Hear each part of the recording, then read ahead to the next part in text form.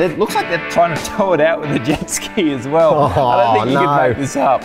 Is it really a green option that I'm choosing by getting an electric vehicle? Give it a go. Oh my goodness. There's a couple of fails in today's fail segments where I'm not actually certain that the driver's got away injury-free. I think some of these have been pretty full on. Well guys, welcome to another Beers in the Shed. Actually, before I forget, let's crack a beer to make this official. Jocko, are you on the line, mate? Oh, hang on, wait. Let me catch up to you. Oh, there we go. I've got a boy, mate. Don't worry about that. Cheers, mate. Cheers, buddy. I'm just spilling beer everywhere. I can see you're in the brand new four-wheel drive 24/7 workshop, mate. I am indeed, mate. I am indeed, and I'm super excited. Only just started setting it up. You can probably see behind me, there's a hoist. Finally got a hoist. I'm so excited for that. No more rolling around in the wet dirt in the shed, but still got to kit it out with some tools and things. So it's super basic inside at the moment, but super keen to hook in. Just started kitting it out and keen to finally get into it. That's cool. As you can see, mate, I'm in my workshop. There's a lot going on in the background here. Yeah. We've got parts, what you can't see, there's parts everywhere. We've got Sooty Mark II build right underway at the moment. We're actually been spinning spanners all morning. You'll hear some noise in the background, mate, because Jesse's working up a bit of a storm in the background as well. So you got Jesse there, so it's actually going to get done now, mate, not just you working on it. Yeah, hold up, mate. I'm a pretty good foreman, it turns out. I'm pretty good at But look, we've got a really big Beers in the Shed planned, and I'm very excited about this one because it's the hot topic is very close to a lot of people. There's been, I guess, a lot of talk about electric vehicles, and that's what we're going to focus on today, whether or not electric vehicles are a viable proposition in Australia. Now, we hear a lot about them. We actually get made almost to feel bad if we're not embracing the electric culture. So today we're going to cut through all the bull crap essentially and give you some of our opinions, and better yet, have a look at some of your opinions as well on what is probably a very debatable topic. Now, there's been a lot of talk, I suppose, in the media. There's been articles out there suggesting that all petrol vehicles should be converted to electric by 2030. And it's probably stressed a lot of people out. There's a lot of confusion out there and a lot of debate whether or not electric vehicles are the go for Australia. Can we actually support a fleet of electric vehicles? Are they even realistically going to be able to make it out in the scrub? We have very different climates and conditions in Australia than a lot of other places around the world where they're introducing a lot more electric vehicles. We're a little bit behind the times, but it might be as well because of our terrain. What do you reckon, Jocko?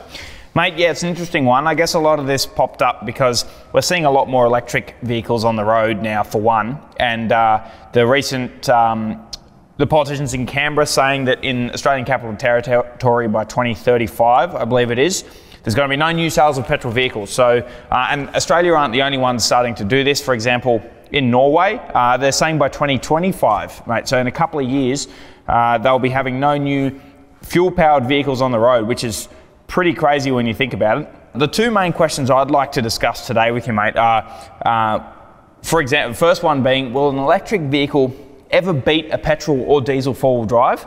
And are they practical? Particularly in Australia, as you said, as we know, we've got huge areas to cover. I think there's two main things, mate. The infrastructure's not there, and number two, that it actually takes a long time to recharge these vehicles. So if you want to cover some massive distances like we do typically in Australia, you simply will be spending a lot of time laid up just waiting for that vehicle to charge, and it doesn't seem very practical to me. 100%, mate, exactly right. There needs to be a lot more infrastructure put in for them, which I'm sure over time, you know, in the years to come, that's just going to be more prominent. But to put some statistics out there, last year, 29% of Australia's energy production was renewable, the rest was still coal-fired. So there's this push for electric vehicles, but there's also, I guess, a tandem push for renewable energy to power it. And then they need to, as you said, put the infrastructure in all around the country that can actually charge these vehicles, because you don't want to be sitting there for an hour, waiting for your vehicle to charge.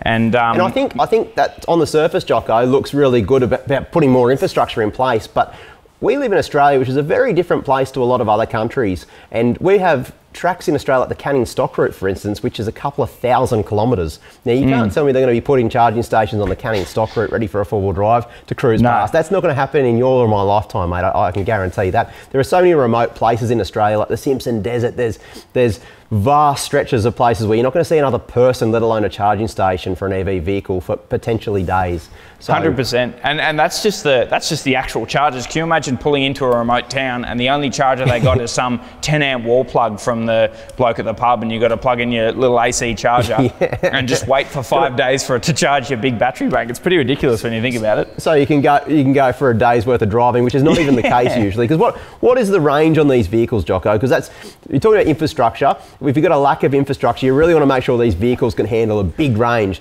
Now, from all the research that you and I have done, mate, it shows completely the opposite. The range isn't the biggest, and when you start loading these vehicles up, it drops off significantly.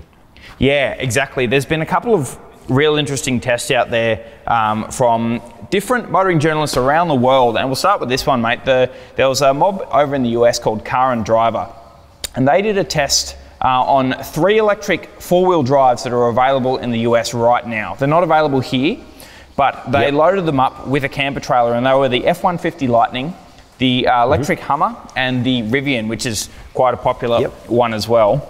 So with those 3 vehicles, looking at the stats here, they towed the same 8.8 metre camper. It was around 2.7 tonnes with each vehicle on a flat road, and the range they got, mate, was around, the max was 225 kilometres before they had to recharge a vehicle. 200 plus kilometres. Yeah, so, and then, I think it's safe to say, Jocko, that's not going to work in Australia.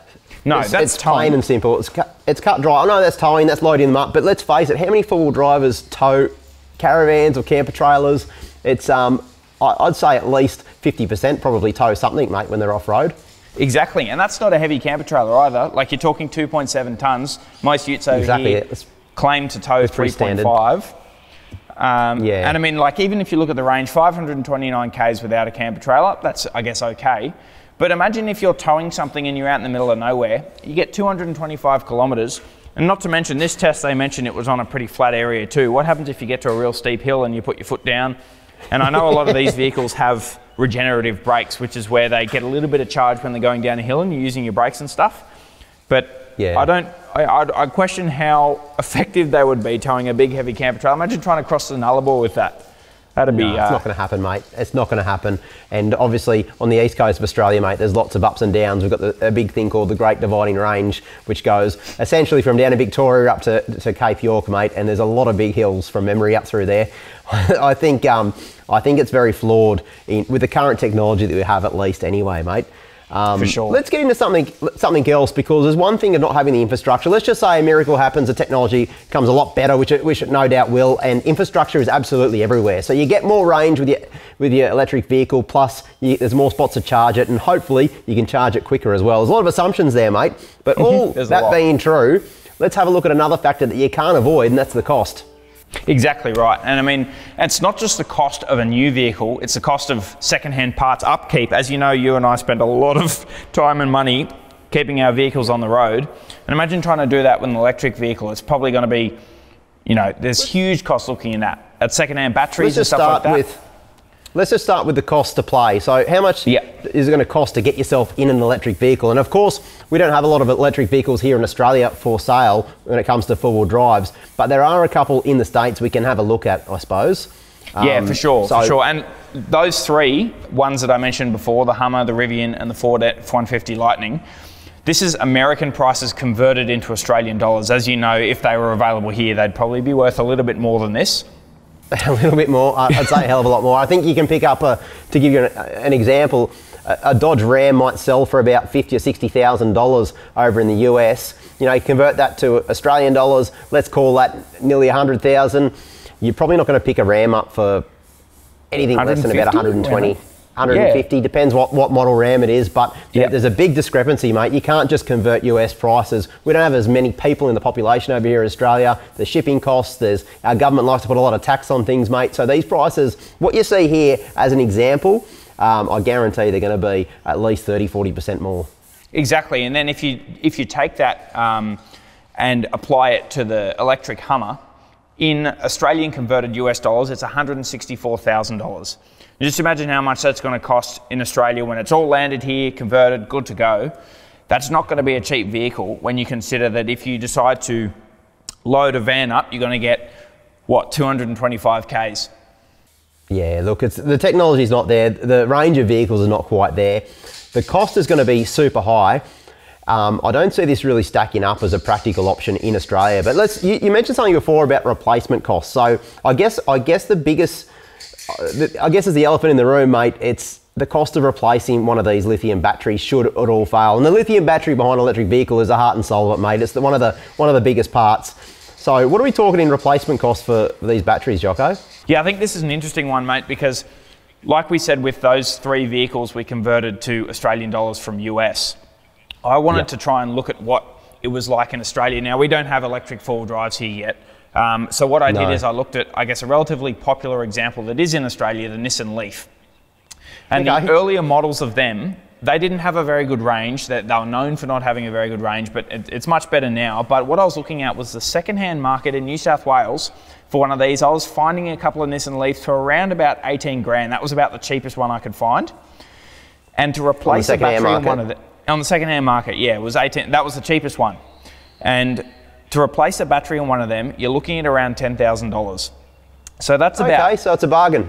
That's about 55% of the purchase price of the car to replace the battery. Now, that's provided you do need to replace the battery, but batteries have a life cycle, so you will eventually. Jocko, we're talking about a Nissan Leaf, which is a tiny little compact vehicle. I'm assuming it's got a much smaller battery than something that's designed to tow 3.5+ tonne. Yeah. Could you even consider what the battery replacement might be in something like one of those Hummers or a big four-wheel drive electric vehicle? Yeah, like just for example, the Hummer, the battery weighs 1.3 tonnes. That's 1.3 tonnes. Now imagine trying to replace it. You couldn't do that in your shed at home, mate. I'll tell you that much. You certainly couldn't do it in your shed at home, and I think the cost as well will be very prohibitive because the cost will be astronomical. I'd hate to even think. And even there's a lot of research done on the Tesla vehicles as well. They've been out in the market for a long time now. Of course, the replacement of those batteries is just insane. It's almost getting to the stage where these vehicles are not designed to go on the second-hand market. If the battery does go, it's a throwaway job for the whole vehicle. That's the sort of impression I get, Jocko. Yeah, but I mean, I guess you also need to mention just on that quickly, there is recycling for them as well, but that's, I guess, another infrastructure thing that's not quite there as well. So you're getting these vehicles that, as you said, are essentially becoming throwaways just because we can't get the infrastructure in there to really recycle them and keep them going again. Another really important point to consider, if you want more power and range out of your battery, you're going to need a bigger battery bank. It's the exact same as when you're camping out in the bush. If you have a bigger battery bank, you can stay out there for longer. But in electric vehicles, the bigger the battery bank is, obviously the more power and range you're going to get out of it, but the heavier it's going to be. The heavier the battery means you're going to drain it faster because you're moving more mass around, if that makes sense. It's almost like a vicious cycle, and you can just keep going. You can build the battery bank bigger, it'll become heavier, and then you'll drain it because the vehicle's going to be heavier. And then you'll need bigger chargers and stuff like that to keep topping it up. And that's where it works really well in city cars because they're lighter, they're smaller, they don't need to travel as far, and you can charge them up easier. But in a four-wheel drive, the battery technology I don't think is there at the moment. Maybe it will be in the future. But for now though, I don't think it's quite there. So far, we've established that the infrastructure is not here in Australia for electric vehicles. The technology isn't quite there. Therefore, the range of these vehicles are completely impractical in Australia. The cost is prohibitive, not just for the purchase of the vehicle, but also the replacement of maybe a battery later on in its life. There's not a lot of solid points for this as well. So I guess the other point as well is, what if I just want to feel like I'm doing a good thing for the environment? I want to feel like I'm really making a big green movement here by having an electric vehicle. Is it really a green option that I'm choosing by getting an electric vehicle? I don't think it is. I don't think it is, but I mean, I still think they definitely have their place as smaller runabouts in the city. I think if you're daily driving in the city and all that sort of stuff, that's where they belong. But I think that's a big point. We're not having to go electric technology. There is a place for it, but we're talking about electric four-wheel drives right now and whether or not they're going to be relevant in Australia. So, Jock, it seems, Blind Freddy could see this one, mate, playing out, that it's very flawed in its initial technology right now. And what we can see at the moment, we're not in a state to really swap everything over to electric vehicles when it comes to four-wheel drives. What are some other options, mate? I know that there's hybrid technology, for instance, hydrogen. You know probably a little bit more about this sort of stuff than I do, Jocko, but let's have a look at hybrid technology. I mean, they've been using this in racing applications, in motocross, you name it. That's exactly right, mate. As we know, hybrid's not a new technology. It's been around for quite a while. It's in a lot more vehicles on the road today. Taxis, I think even Formula One cars use hybrid technology as well. Everything. There's a lot, That's yeah. 100%. And maybe that'll be the future for four-wheel drives, because you still have, you know, you've got the battery to save when you need it, but you've still got the internal combustion engine to help when required. I just think in four-wheel drives that, and trucks as well, you know, if you have hybrid, it's going to be relying on fuels probably a lot more than it's ever going to be relying on the electric side of things. True, yeah. Just my opinion. And so therefore it'll be a little bit, you're paying for some sort of technology that you're not going to be using that much. But you mentioned something before in hydrogen. Now, I don't know a lot about hydrogen-powered vehicles. This technology really hasn't come to the forefront just yet, but what do we know about hydrogen? Is hydrogen maybe the answer? I guess hydrogen's a big one, and that's, I guess, relatively new, and not many people are talking about it. The development's been around for a long time, but I guess one of the companies pushing it the most at the moment is Toyota. And a hydrogen vehicle works by combining hydrogen from a tank in the vehicle with oxygen inside of a fuel cell, which generates electricity, charges a battery, which powers the motor for the wheels, and the byproduct of doing that is water. So that's why I think Toyota are putting a lot of research and development into that. And I was actually doing a bit of research on this with the CEO of Toyota. So the CEO of the biggest car manufacturer in the world, recently at a convention at Toyota City, had a really interesting point where he said that there's a lot of info out there about all vehicles becoming electric, that they need to all become electric. And he said that he doesn't think that's quite right. And quite rightly, he said Toyota's cars are used by customers all over the world, deserts, sub-zero temperatures. Even in such harsh environments, Toyota's cars can sustain people's lives and livelihoods. The one thing I get out of this, Jocko, and look, I'm going to break it down as well. You're talking about the bloke who is working at a company that came up with some such vehicles as the Toyota Hilux and the 80 Series Land Cruiser, mate. So I'm going to say this bloke knows what he's talking about. Yep. The second thing about this as well is hydrogen is very new technology, and if you get it wrong, it's a very volatile mix, and that they do make bombs out of hydrogen, right? You know that. And yep. And you don't want to get that mix wrong of hydrogen. You want to make that unstable, or else you're going to have a big drama trying to cross the Simpson Desert and your vehicle explodes, and you know what I mean? And I mean, that's obviously why they're still developing that technology. So that's not quite there yet, and maybe in the future we'll see it. But I think what I'm trying to get at is that the future for four-wheel drives and the future for more sustainable vehicles moving forward, from my opinion, will be a more diverse range. I don't think you'll just have electric vehicles. I think you'll have electric vehicles maybe for the city. You might have, you know, hybrids for your remote touring, and hydrogen vehicles, a combination of which. I think there's going to be something for different people's applications all around the world. I don't think you can just have one.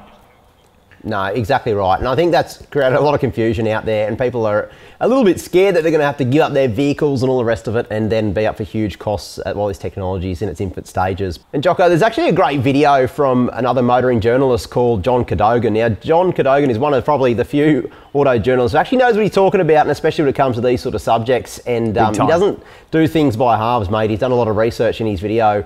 So that's definitely worth a watch if you want to get up to see another side of, I guess, the debate. John explores that, and he does a really good job of illustrating some of the pros and cons of electric vehicles in Australia.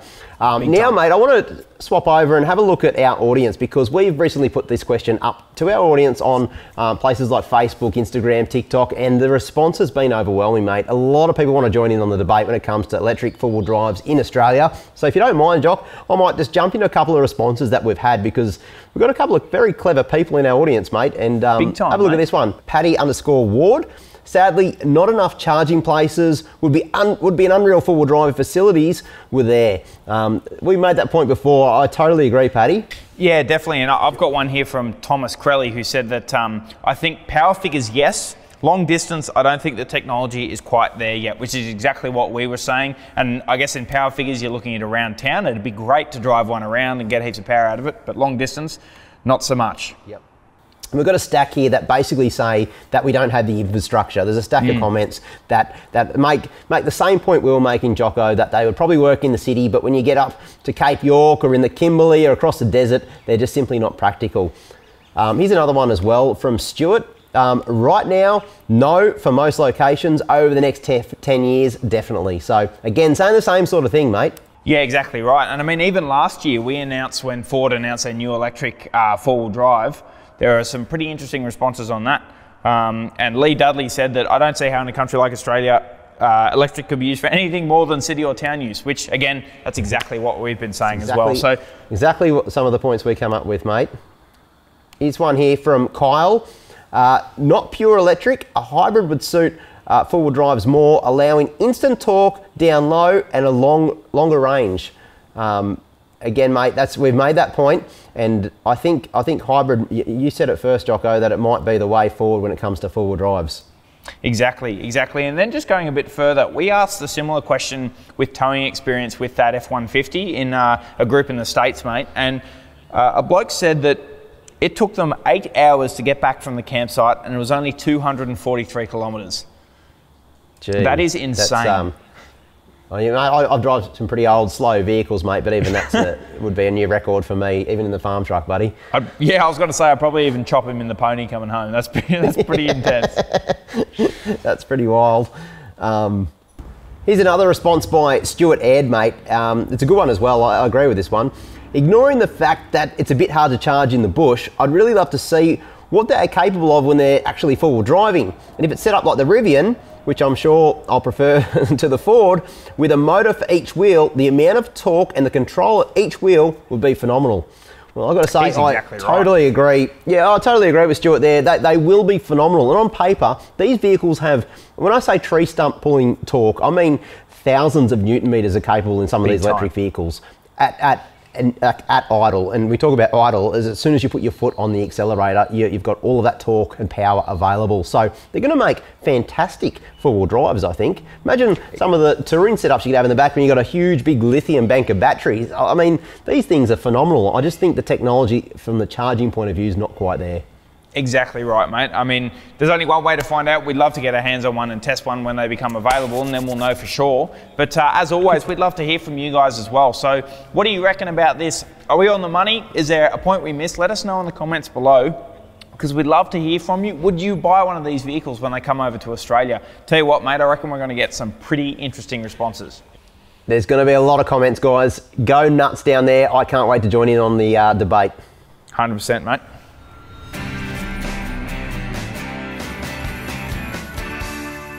Well, guys, it's time for our deal of the month. Everyone loves an absolute bargain, and they don't get much better than this. You see, we alluded before, if you're in the market for a winch, now is the perfect time to get one for your vehicle, because we currently have Runva 13 XPs at 15% off. So normally you'd pay $1,125, but not today on the 4wheeldrive247.com website. All you're going to pay is $949. That's a saving of $176 if I've got my maths right. So jump on to 4wheeldrive247.com right now. Right, Jocko, before we were talking about the Frenchman's, mate, which has recently gone on YouTube, there was a stack of comments, in particular referring to when I opened up that can of fermented fish, the Sir Strumming. I'll just pop those there, so... Why does it stink so bad? If there's any Swedes out there that can answer this question, what happens? What for the love of God is that? And why? And why? Now, I'll never forget what that thing's called. It was, Jocko, I don't say this lightly, mate. It would make a grown man cry and also throw up on himself, because it's one of the most disgusting smells you'll ever smell, not to mention the taste is not really up there. But I've copped a little bit of criticism, mate. Now, I don't think this is very fair, because firstly, I didn't know the rules about this. I didn't even know what this food was when I saw it in the bush for the first time. But we've got some, in case, Jocko, you're thinking one day you might want to treat a girl to a bit of Sir Stromberg, mate. I want you to consider these tips here, because this one here, the Dainston, he said, you fill up your sink and open the can of Sir Stroming under the water to avoid the squirting. Now, everybody knows this apparently, except for me. And then you eat it with sour cream, onions and other paraphernalia. And then wash it down with plenty of vodka. Apparently we're amateurs, mate. And look, I'm okay with that. I plan to stay an amateur as well. I don't really plan to open another can of that stuff up anytime soon. Well, the way he puts it sounds all right. Well, he says it in a nice way, mate, but you wait till you're in the coal face, mate, and you got that squirting in your eye. It's no fun at all. It's no fun at all. This one here from Carl as well. It never grows old seeing people opening Sir Stroming. It's actually forbidden to open these cans in high-rise buildings here in Sweden. That should tell you something. Well, it really does. And it probably should be illegal underneath camper trailers as well, Jocko, just FYI. Sorry, yeah. Bailey. As to why it's fermented fish, Just a way actually to store, it's a way to store fish and actually you can eat it year round when people didn't have fridges. So I guess that's why it's fermented. Yep, it's a tradition, and it should also say that not all Swedes eat it. And something tells me that Carl's one of the smart ones, mate. I think so, mate. Well, I don't think I'll eat that one, but if I do, I'll let you know how I go and I'll open it underwater. Do it, mate, do it. Well, mate, speaking of which, as we discussed earlier, I had an epic time up in Queensland hitting some of the toughest tracks you guys have got with Jesse and Daryl. And I had the SAS Luxie with me. Jesse was in Daryl and we did the auto to manual conversion. And then we went all around southeast Queensland checking out some of the toughest tracks you guys had on offer.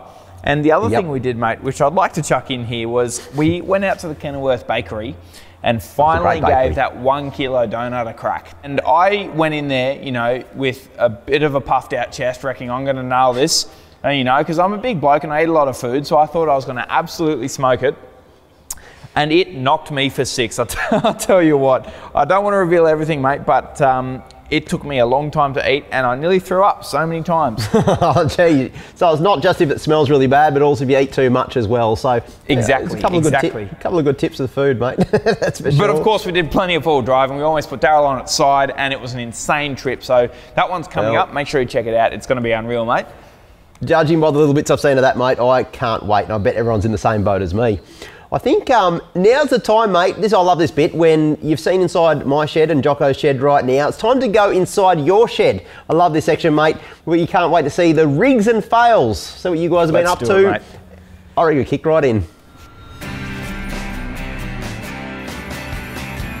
Let's do it, mate. Well, look, sometimes you just need a feel-good picture. Here's one from our #1 doggo fan, Sarge. Check out the little Snapchat on his head. I've just spent a day with the boys wearing Dad's favourite hat. What a little beast. He deserves an extra pat for that one. How cool is that? Jocko, speaking of feel-good stories, mate, how about this one here? Because these guys met Ivan. Now, he's born in Taiwan, but lives in Cairns. He took his Hilux up to Cape York to attempt the Frenchman's on his own. Now, needless to say, it's not the place sometimes to go solo, and it's much more fun anyway to do it with fellow four-wheel drivers. He met some four-wheel drivers, some four-wheel drive 24/7 fans. Turns out he's a fan as well. They got together, mate, and they went through the Frenchman's and had a bloody good time. Goes to show, mate, four-wheel drivers. I know. They are some of the nicest blokes and girls in the bush you can find, I think. 100%. Stick together. All right, well, mate, moving on, let's have a look at some of the rigs that people have been sending in, because there are some absolute weapons, as usual. I love it, mate. I love it when a couple of rigs slide into your DMs. And especially when they look like this one here, mate. This one here is from Swindlehurst. It's a 40 series ute with a Barra conversion. It's all custom and one of the nicest builds I think I've ever seen, and that says something, mate. Mate, it's unreal. I actually speak to Richard a fair bit, and I've been following this build for a long time. It's an absolute rig. And yeah, well done to such a good build there, mate. Moving on, what else we got? Sam, this is a rig and a fail. So what's happening here? Let's have a quick I love it when you combine your rig with a fail. This is great. Oh, that's pretty cool. Oh, he's got a little bit of Sikaflex in the roof there. And he's given a little outdoor spray job. Actually, that's come up pretty mint. Wow. Oh, and he's gone from mud bogging in it as well, mate. So that's pretty intense. He's done a lot of work to get it where it is. Well, Sam, I take my hat off to you, mate, because that looks like you've done some solid work to get that back on the tracks. What else we got? This one here is from Riley, mate. It's this will be right up your alley, mate. A 96 Toyota Hilux. Look at it. It's an absolute glamour as well. Have a look at that thing. It's just neat as. Looks like he drives it as well. That's what we like to see. What a little rig. That's cool, mate. That's a really nice Hilux.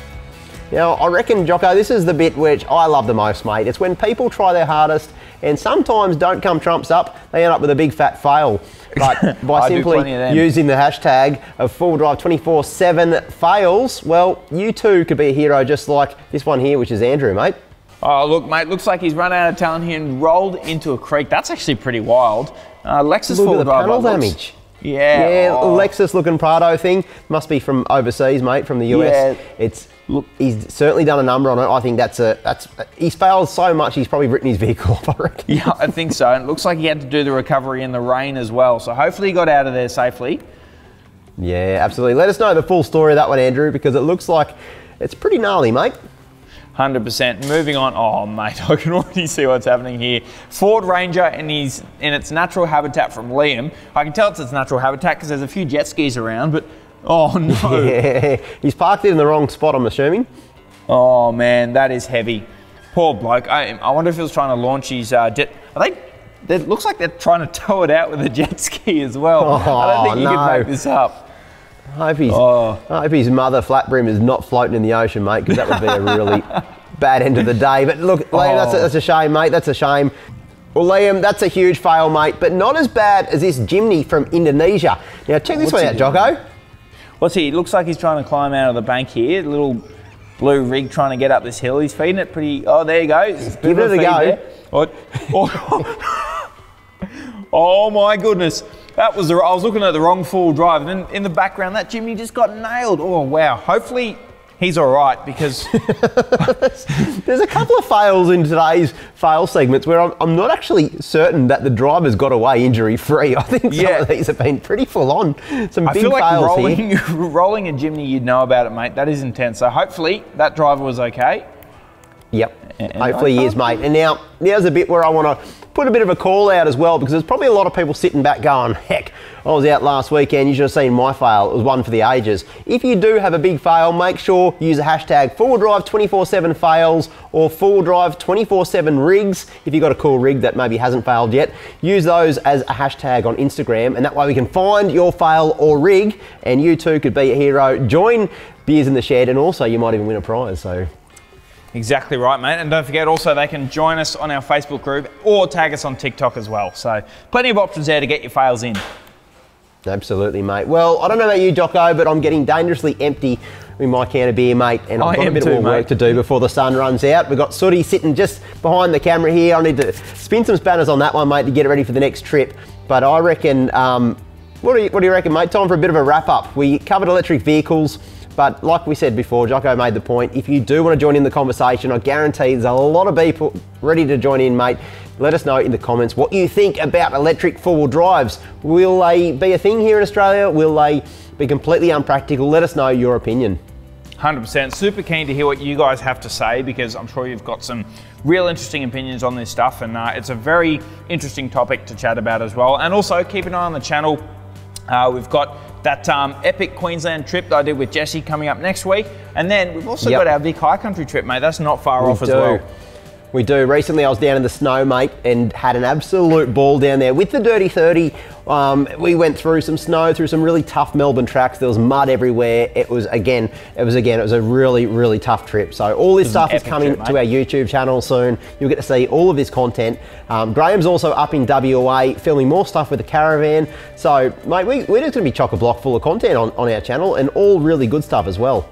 Absolutely, mate. We've got heaps to look forward to. So make sure if you like what we've got, you like and subscribe, and it keeps this channel going so we can keep delivering all this real exciting stuff to you. So, mate, I reckon I'm going to get another cold beer. And tell you what, I might see you next time, eh? Sounds good, Jocko. Great chatting to you, mate. And just a quick one as well. Jocko did say, make sure you like and subscribe, but also we've got so much cool content coming. If you don't want to miss a second of the action, I suggest you take that 15 seconds, hit that subscribe button, and give this video a like. All right, Jocko. Cheers, buddy.